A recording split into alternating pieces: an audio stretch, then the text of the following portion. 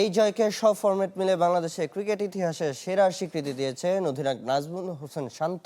Test খেলতে না চাওয়া ক্রিকেটারদের এই ফরম্যাটে আগ্রহী করে তোলা তার চোখে বড় কিছু, সঙ্গে ১৪৯ বছরের ঐতিহ্যবাহী অজিদের হারানো। টেস্টে বাংলাদেশের সেরা জয় নিঃসন্দেহে অস্ট্রেলিয়ার মাঠে অস্ট্রেলিয়াকে হারানো যে কোনো দলের স্বপ্ন আরাধ্য। কারো কারো চোখে ছোট ফরম্যাটের বিশ্বকাপ জয়ের চেয়েও বড় অর্জন। অধিনায়ক সরাসরি বলে দিলেন যে কোনো ফরম্যাটে বাংলাদেশের সেরা জয়।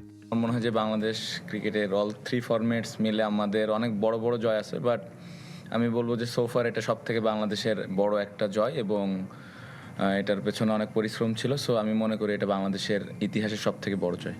শ্রীলঙ্কার মতো দলও অস্ট্রেলিয়ার মাটিতে এখনো কোনো টেস্ট জিততে পারেনি। পাকিস্তান সবশেষ জিতেছিল ১৯৯৫ সালে। আর একবিংশ শতাব্দীতে এশিয়ার দল হিসেবে অজিদের মাটিতে তাদের হারানোর কীর্তি ছিল শুধু ভারতের। সেই তালিকায় যুক্ত হলো বাংলাদেশের নাম। জয়ের পরে অবশ্যই সেলিব্রেট করা উচিত। এ ধরনের মোমেন্ট আমাদের ক্রিকেট লাইফে খুবই কম আসে। খেলা হয়েছে প্রায় ১১ সেশন, যেখানে সবকটিতেই আধিপত্য টাইগারদের। এমন দলীয় পারফরমেন্সে মুগ্ধ অধিনায়ক। ডে ওয়ান থেকে ডমিনেট করেছি, এটা অবশ্যই গর্বের একটা ব্যাপার এবং সবাই যেভাবে পরিশ্রম করেছে এবং যার যে রোলটা ছিল সবাই যেভাবে ওইটা পালন করেছে ওইটারই ফল আমরা পেয়েছি। বাংলাদেশের পেস আক্রমণ এই জয়ের অন্যতম বড় কারণ।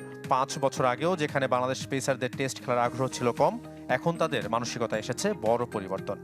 না, আমার man of the match to be very honest Bangladesh team. সবাই কোনো না কোনো জায়গায় কন্ট্রিবিউট করেছে। আমার চোখে অবশ্যই তামিমের প্রথম ১০০ এটা অবশ্যই স্পেশাল মোমেন্ট ওর জন্য। মাত্র সেকেন্ড টেস্ট খেলতেছে। মিরাজ এরকম পারফর্ম এর আগেও অনেক করেছে এবং এই কন্ডিশনে এসে ব্যাটিং এবং বোলিং যেভাবে করলো এটা outstanding. Colour expert dark sap এবং মাইল্ড অন হ্যান্ডস টেকনোলজি সমৃদ্ধ অরিক্স অ্যাডভান্স ডিটারজেন্ট পাউডার আপনার লন্ড্রি এক্সপার্ট। এই টেস্টের আগে ৫ দিন খেলার লক্ষ্য নির্ধারণ করেছিল বাংলাদেশ, সেটা পূরণ হয়নি। তার আগেই লক্ষ্য পূরণ। এবার আরো বড় স্বপ্ন দেখছেন নাজমুল হোসেন শান্ত। টেস্ট টিমটা আস্তে আস্তে ভালো অবস্থানে যাচ্ছে, অপরচুনিটিস আছে। এই অপরচুনিটিসগুলো আমাদের কাজে লাগাইতে হবে এবং আমরা যেভাবে ক্রিকেট খেলতেছি আমরা যদি এই অপরচুনিটিসগুলো কাজে লাগাই অবশ্যই ওই জায়গায় যাওয়া সম্ভব।